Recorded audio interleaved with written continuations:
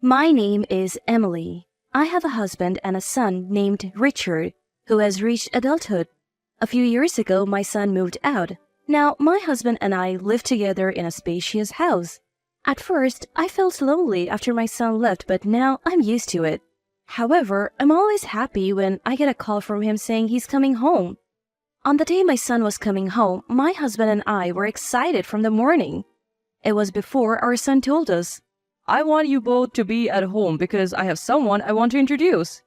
Before noon, my son came home with a lovely woman. I had expected it from his words, but I never thought he would actually bring a woman home. Seeing our surprise, my son proudly introduced her. Her name is Karen. Isn't she cute? She's my proud wife. I couldn't understand my son's words right away. After thinking for a moment, I asked again, Richard, did you just call Karen your wife, not your girlfriend? My son nodded in agreement. I did. Maybe you're going deaf, Mom? I couldn't laugh back at my son's teasing laughter. I haven't heard about you getting married. Did you know about this? I asked my husband and he shook his head. No, I didn't hear about it either. My husband and I asked our son what's going on. Then, for some reason, our son proudly explained, That's why I came to announce our marriage registration today. By the way, we had a grand wedding in Bali with friends. My husband and I were speechless at this unexpected explanation. Our son, oblivious to our reaction, kept talking about how wonderful the wedding in Bali was. I held my aching head and carefully asked my son, You have already registered and had the wedding? Why weren't we invited? Then Karen, who had been silent, spoke up. Do we need to invite strangers? I was shocked by her unexpected words. Karen calmly said, Isn't it a waste of money? I couldn't help but respond emotionally. No, we are Richard's parents. Karen seemed unconvinced and said with a dissatisfied look, But you're strangers to me. I was confused and fell silent. My son must have finally noticed the tense atmosphere and began to explain hurriedly. Karen has no parents or siblings. It would be sad if she was the only one without family at the wedding, right? That's why I didn't invite you guys. Hearing Karen's situation, I couldn't say anything back. I thought, if that's the case, maybe it can be helped. Of course, I wasn't completely satisfied, but I told myself it was too late since the wedding was already over. After the newlyweds left, I confided in my husband. I wonder if those two will be okay. My husband seemed to share my concern but said, It's their decision. They're already married. All we can do is watch over them, and sighed. Although I agreed with my husband's opinion, I couldn't leave it at that, so I decided to try to close the distance with Karen. I got my son's phone number and decided to get in touch. When Karen realized it was me on the phone, her voice immediately turned sour. What do you want? I thought I had made her uncomfortable by calling out of the blue, so I quickly explained my reason. I got some delicious treats, so I thought I'd bring them over to you next time.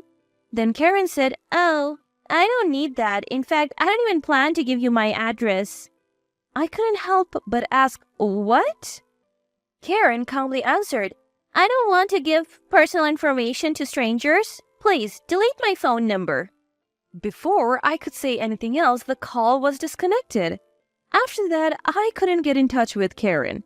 What I did must have been an unnecessary intrusion to Karen. Feeling down, my husband told me, There's still time. Don't rush. Forcing closeness won't necessarily lead to good results. Just hope that she'll open her heart to us someday.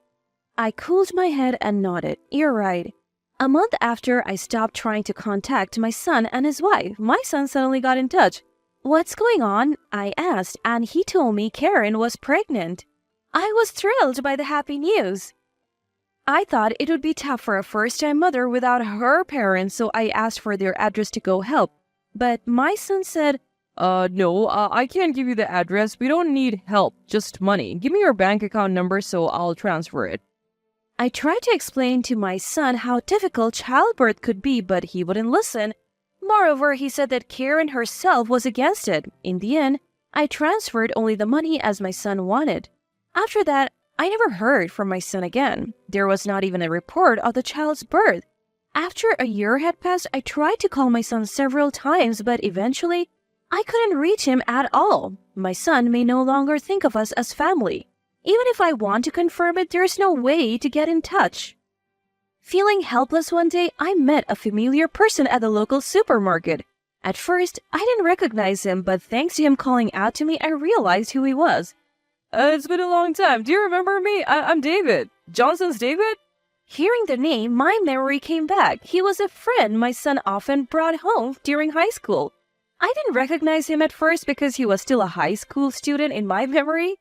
David, you've grown up so well. As I looked at him closely and called his name, David seemed pleased and a bit shy.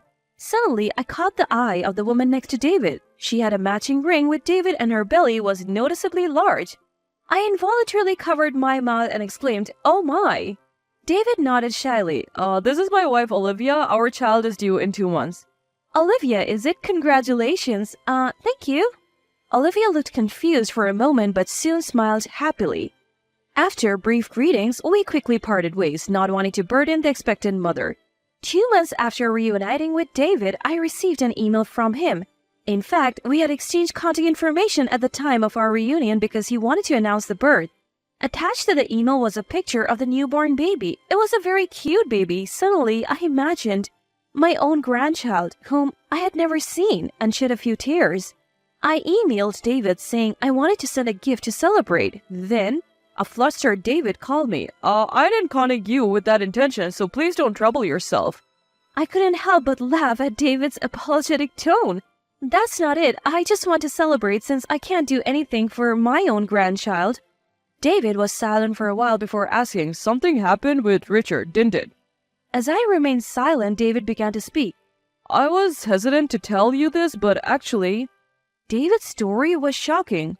Olivia was originally Richard's girlfriend, but Richard chose another woman and unilaterally dumped Olivia.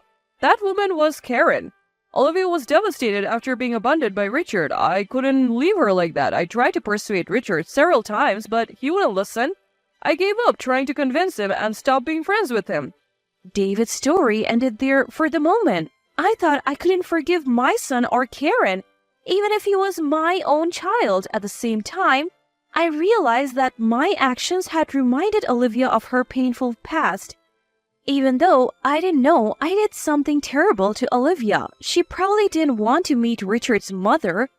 I'm really sorry for casually saying I wanted to celebrate it. When I apologized, David hurriedly denied it. You don't need to apologize, Mrs. Smith. Olivia doesn't mind. She was the one who wanted to send the baby's picture. Please don't apologize, Mrs. Smith. I felt even more guilty at their kindness. David hesitated and then said, I just don't want to involve Olivia with Richard and his wife ever again. I agreed wholeheartedly. I'll help as much as I can. Though there may not be much I can do, I also revealed to David my relationship with my son and his wife. David was truly appalled to learn of Richard's recent behavior. Afterward, we changed the subject and only talked about cheerful things before hanging up. I told my husband about what I had heard from David. Then I informed him that I would consider Richard and his family as strangers from now on. My husband agreed with me. At least we can take a breather. I looked around the room where most of the unpacking was done and nodded. Our new life begins here today. Originally, the house we had lived in was too large just for the two of us. When we were considering moving, we were introduced to this newly built high-rise condominium. We were supposed to tell our son about it, but we decided against it. I decided to go out to buy ingredients for dinner. The moment I stepped out of the front door, someone called out to me, "Mom?" I turned around thinking it couldn't be, and there was my son. He approached with a light smile. Why did you tell me you moved? I was surprised to find strangers at the old house. I had to search quite a bit to find you. I looked at my son with stern eyes. I didn't need to tell you. You're a stranger to me. Richard finally seemed to realize that my attitude had changed and became flustered. What are you talking about? I'm your son. I ignored Richard and started walking. Richard hurriedly walked beside me and began to talk. Mom, I'll apologize for everything up until now. I was just deceived by Karen. You must have some extra money if you're living in a new high-rise condominium like this, right? Richard was making a fuss beside me, but I ignored him and kept walking. Seeing my unchanging attitude, Richard seemed to think the situation was bad and began to speak anxiously. Karen was a habitual liar. Her claim of having no family was a lie. She had only been disowned by her parents. after causing a romantic problem at her previous job. When I glanced at my son, he misunderstood something and continued to badmouth Karen. Karen approached me for money when she couldn't live alone after quitting her job. I was just deceived. My son insisted he was the victim. So let me live in that high-rise condominium too? I stopped and looked at my son's face. He seemed happy, thinking I was finally willing to listen. But I kept my stern eyes on Richard and said, "You chose that wicked woman even though you were dating someone else. It's the result of your actions." My son was astonished at my words. I delivered the decisive words to my son.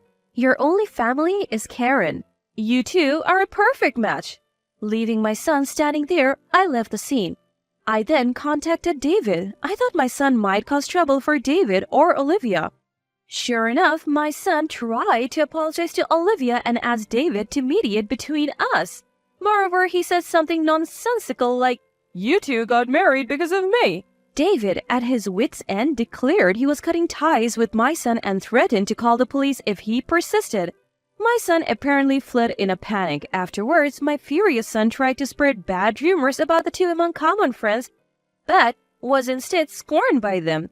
Karen, who was supposed to be my son's only ally, ran away with another man, leaving their child behind as soon as she spent all my son's savings. Afterward, my son fell into a terrible state, but we didn't think of helping him even after hearing the rumors. After a while, my son came to us with the child. "You must think it's pitiful for your grandchild, right? Let us stay here." As soon as my son spoke, my husband, who had been silent until then, yelled, "Don't be ridiculous. Stop acting like a spoiled child at your age. You're no longer our son but a stranger. Get out." Frightened by our harsh attitude, my son left the grandchild and ran away. My husband quickly locked the front door. I gently picked up the grandchild who had been left behind. The grandchild, not understanding anything, reached out to my husband with a smile. I'm sure that seeing that smile, my husband and I shared the same thought. We have no intention of forgiving our son and Karen in the future, but the child is innocent. We nodded to each other. We decided to raise this child ourselves. I heard rumors that my son is doing physical labor. He must be struggling to make ends meet, having to choose a job he hates involving physical work. Even so, he hasn't tried to force his way back home for now. Well, even if he did, the result would be the same. My husband and I are busy every day focusing on our grandchild. We're not young anymore, so raising a child is quite challenging. But just seeing this child smile gives us the strength to persevere. For things that are too difficult for us, we rely on the help of David and his wife. We can't thank them enough. It seems that the days of enjoying a leisurely retirement are still a way off. But until then, I want to cherish the time with my husband and grandchild.